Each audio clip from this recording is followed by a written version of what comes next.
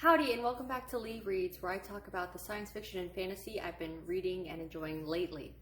Recently, Jessie May, another booktuber, put up a video about books that she wants to read that were recommended to her from viewers, and one of the books is by one of my very favorite authors, and I got a little bit overexcited in the comments talking all about different books that she ought to read by this author. So I decided, why not make a video talking all about my favorite books by one of my favorite authors, Kate Elliott. She's a veteran science fiction and fantasy writer with a pretty extensive backlist, and I feel like each series gets better and better. What is it about a Kate Elliott story that I love so much?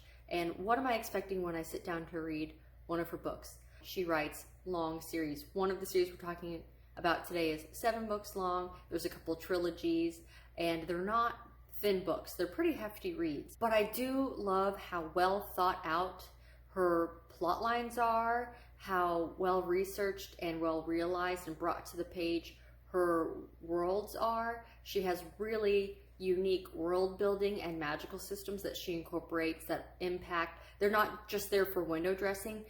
It really impacts how the world functions, the economy of the world, what motivates the characters, etc. I'm a very character-driven reader, so I really need to connect with the character in order to get invested in the story. And I feel like I always get really invested in these stories because the characters feel real. They're not perfect. They make mistakes. They are driven by motivations that may actually come in conflict with one another sometimes. They may get something that they really think they want, and it's at the expense of something that they never expected would happen. Kate Elliott isn't always kind to her characters, but I always feel like the story is very satisfying arcs, character growth, conclusions to the story. Her stories are also very inclusive, and especially the more modern ones, they have diverse cast of characters with all sorts of different types of people with different identities, sexual orientations. So basically, I know if I'm going to read a Kate Elliott book, it's going to be somewhat complicated. There's going to be a lot of stuff going on with the plot. I'm going to be invested in the characters, but also care what's going on in the story. There's probably going to be some sort of kind of commentary in there about something to do with society. Usually you can see some sort of real world parallel there. And of course, there's magic, and there's oftentimes a love story woven in there, which I always really enjoy. So I'm going to talk about some of my favorite series. The one we're going to start with is actually the series that was recommended to Jessie May, and it's the first series by Kate Elliott that I read. Book 1 of the Crown of Stars series, which is called King's Dragon. Out of all of her series, this is the most traditional feeling, where it's the essential setup is built on like a European monarchy, but because it's Kate Elliott, it doesn't end there. There's not just humans in the story. There's an invading almost hive mind kind of warrior race. There are not quite humans of 2 different kind of factions and magical systems that are pulling the strings from behind the curtains and kind of using our characters like chess players. And then you have your primary conflicts. There's this monarchy, there's a king named Henry, and his sister believes that she should rightfully have the throne. And they're at a cusp of a civil war as these non-human invaders are also threatening the borders. The story follows a young woman named Leah and a young man named Elaine. Leah has always kind of been on the run with her father, but she never really understood what they were running from or what he was trying to protect her from. She knows that she has sort of a magic ability that they need to keep secret, and that they're protecting a very valuable magical book, but that's about it. Elaine was orphaned, and when his adoptive family took him in, they promised the church that when he reached maturity that they would devote him to the church as a monk in one of the monasteries. So he's grown up always knowing that was his future, but he never wanted that to be his future. He always wanted to be a merchant like the rest of his adoptive family, or even be a soldier. He wants to see the world. So without getting into spoilers, tragedy befalls each of these characters, and they find themselves on opposite sides of this brewing civil war. One finds themselves in the king's orbit, and the other in the rebelling sisters' orbit. But that's not all. They're dealing with sort of the local politics inherent within those two court systems, some magical things that are arising, have battles. I mean, look at the cover. You have King's dragons are like the king's mounted cavalry force, and the king's illegitimate son leads them. He's the king's dragon. Now, the king's dragon with a burning city under siege in the background, which kind of tells you a little bit about some of the stuff you're going to experience in the story. But it's also very personal to Leith and Elaine. It really follows their journeys as they fit in with where they wind up and their changing circumstances, and kind of grapple with their destinies, so to speak, forces that are kind of manipulating people behind the scenes. It just kind of, it follows them finding power and also losing power. So if you enjoy a good medieval feeling, we have king's scouts or messengers, that one of our characters ends up being this messenger, and another one winds up being in the household of one of the local lords. But there's magic and there's kind of personal struggle going on. King's Dragon, it's really, really great. And actually there's a villain, a bad guy character in this book that was so effectively written as a bad guy that when this character appeared in the next book, I actually felt sick. I put the book down for a minute. Books 1 through 3 are available on audiobook as well. I've listened to King's Dragon on audiobook. It was a stroll down memory lane because it's been so long since I read them, and I'm really looking forward to listening to the next 2 as well. You can also find it on ebook. The next series has a little bit of a different feel, Jaran. This is a well-beloved copy of this book. As you can tell, it doesn't have a cover anymore. I read this book once every 2 years or so. I really love it. I click with this book. It's a science fiction, but in my heart, it feels like a fantasy to me, because although we have this setup where humanity has traveled to other planets, the majority of the story takes place on a primitive, interdicted world.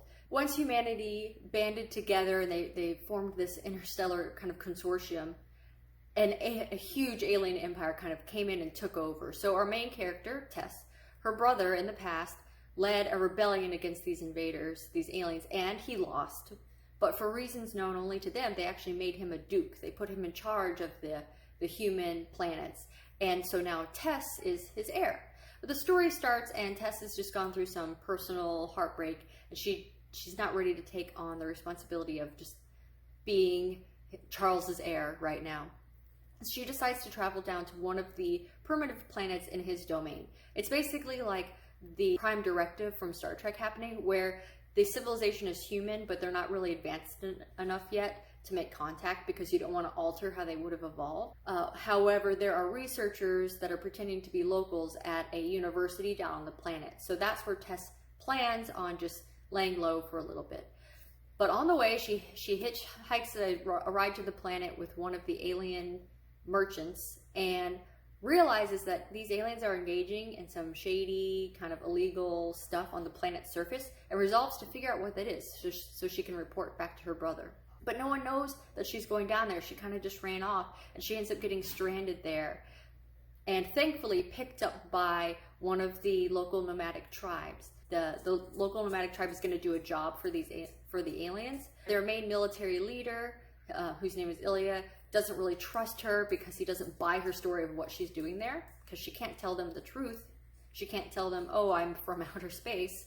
So the story follows Tess as she has basically inserted herself into this deal between the nomadic tribe and the aliens to figure out the truth of what the aliens are doing, and then gets kind of involved with the local stuff. Ilya himself is a bit of a visionary. He wants to bind all the nomadic tribes together so that they can be a united force to keep people from settling the plains where they live, and that really puts a target on his back. So wherever Ilya is, he's basically in constant danger from people trying to stop him, and that's where Tess is. So she's dealing with aliens and then kind of local battles. The story also has a very important to the plot kind of love story romance that occurs throughout. So if you enjoy a stronger dose of a love story, I think that you would really enjoy picking up Jaran. It's one of my main comfort reads. I highly recommend it.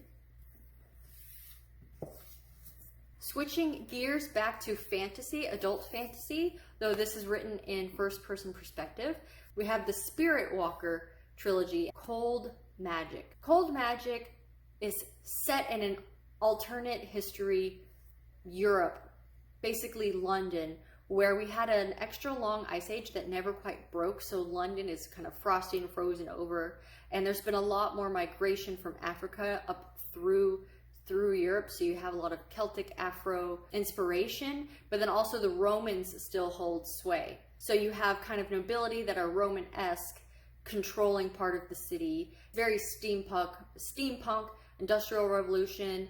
There are rifles and there are airships, but then also you have mage houses that control cold magic that still have a lot of power. So it's like the new industrial versus the old magic. The cold mages don't like combustion. It doesn't really go well with their magic, and it weakens them. But also you have a spirit world that certain people are able to access on certain days, cross-quarter days of the year. The spirit world is extremely dangerous, and also the wild hunt may hunt you down. The story follows our main character, Kat, who grew up in her uncle's household, very, very close with her cousin, Beatrice. And the family business is basically spycraft. So how to spy, how to get information, how to sword fight. But Kat has some special magical abilities that kind of aid her in this pursuit. However, in the past, the family made a really bad deal, and basically they had to promise the marriage of the eldest daughter to one of the cold mage houses. So at the beginning of the story, this cold mage shows up expectant, hey, where is the eldest Barahal girl? I have to take her, we have to fulfill this marriage. And so Kat gets sent out the door with him, sent off to the cold mage house with this man she doesn't know that she has just married, and meanwhile learns that her cousin's family is now packed up and they're on the run. It turns out Kat wasn't the one that was supposed to be married. It was supposed to be her cousin B. So that family's hightailing it out before the cold mage houses figure out that they gave them the wrong daughter. Why specifically B? What the cold mage houses want with them? You gotta read to find out. The journey is fraught with danger because you have a lot of the local populace that doesn't like the cold mage houses because they feel like they're trying to stifle them and keep them down. And all Kat really wants to do is get away from this man that she doesn't know and find her cousin B and just make sure that they're both safe. 1 is Cold Magic, book 2 is Cold Fire, and book 3 is Cold Steel. So the revolution breaks, and where is Kat gonna wind up in it? Oh, and I will mention that all 3 books are available through audiobook format as well.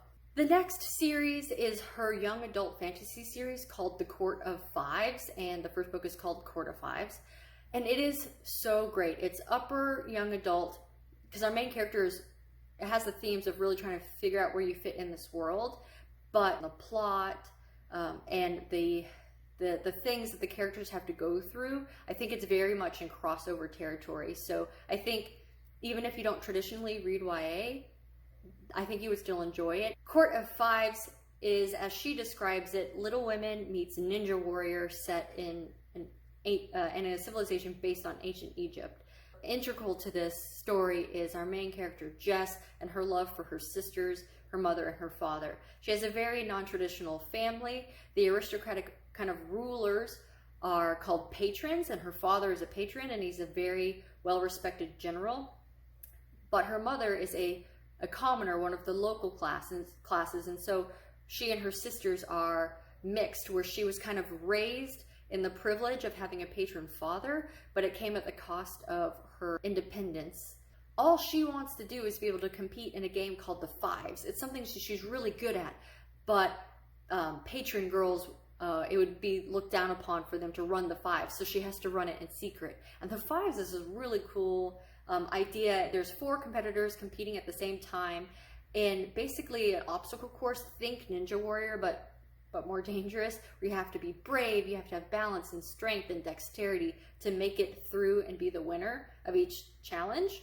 So I really like how a focus of the story is that Jess is really great at something and she's not ashamed of it, and she wants to work to do what she can to get better at it. However, she's not allowed to do it. When the powerful aristocrat who is sponsoring her father dies, it risks the security of her family, and another aristocratic lord comes in and basically tells her father, you are going to marry this member of my family who's in line to the throne. Your daughter, who, oh yeah, has been illegally running the fives behind your back while you've been away fighting the wars, she's gonna come run the fives for the group that he sponsors, and she'd better win or she's gonna wind up in the salt mines. Oh, and this woman you love and your other daughters, they'll be taken care of, which Jess soon realizes means he's basically going to try to kill them off. So her family gets ripped apart, and Jess is trying to put it back together. She has to train in the fives and do well, but on the other hand, she doesn't at first know oh, my dog is here. She doesn't know what's going on with her family, and then when she realizes that their lives are in jeopardy, she has to recruit some unlikely people to try to help her. Her father can't, but there is a young noble who she befriends named Cal, who is willing to help her. So she's becoming friends with Cal, who is a patron noble in line to rule potentially one day. And then also on the commoner level, there's revolt brewing on the streets that she's also kind of getting swept in. And she's very much like, I have a patron father and a commoner mother. Where do I really fit in? She struggles with that throughout the series. So it's action-packed. The world building is really intricate and interesting. I loved the magic system set up in the story.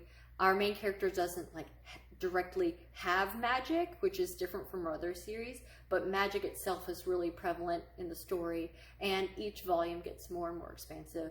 I want to go reread this series now. Basically, that's how much I enjoyed it, and it's really impactful. Also, a little bit of a forbidden love trope happening, if you couldn't guess. Those 3 books are also available on audiobook. And Kate Elliott also has a young adult space opera that was published in 2020 called Unconquerable Sun, which is basically a gender-swapped Alexander the Great story, which follows this young up-and-coming commander named Sun, who has been trained to follow in her mother's footsteps. Her mother is this esteemed leader of her people. And I said space opera, so we have, her people that control several different star systems and planets, and there are neighboring peoples that control their own systems, and of course there's an invading alien race that wants to take back some of this territory. So all Sun wants to do is be given a command of her own, but that's not exactly what her mother has in mind for her. The story follows Sun as she's with her companions and uncovers some betrayal occurring within her mother's ranks and with the families that are supposed to be allied with them. There's plotting to take over power, but the story also follows one of the starship pilots of the alien invaders, another character who's like a kind of genetically modified, in a way, super fighter, and then another character is just a member of her companions who doesn't quite like Sun. They don't actually like one another, because their families are often at odds, but they come to kind of respect each other throughout the story. So that was published last year, with the next volume coming out, I think, next year, hopefully. That's a summary of some of my favorite stories by Kate Elliott. I think there's a little bit out there for anyone based on what you want to find. If you want a space opera, pick up Unconquerable Sun. If you want a more medieval European feeling story, pick up Crown of Stars with King's Dragon. If you want Ninja Warrior kind of very action-packed adventure, go with Court of Fives. If you want something that has more of the heart of a romance, go with Jaran. If you want something that's more steampunk, go with the Spirit Walker series and Cold Magic. I think I've rambled long enough. I hope that was helpful to you. I want to go reread all these books now. So thank you for tuning in, and don't forget to support your local library.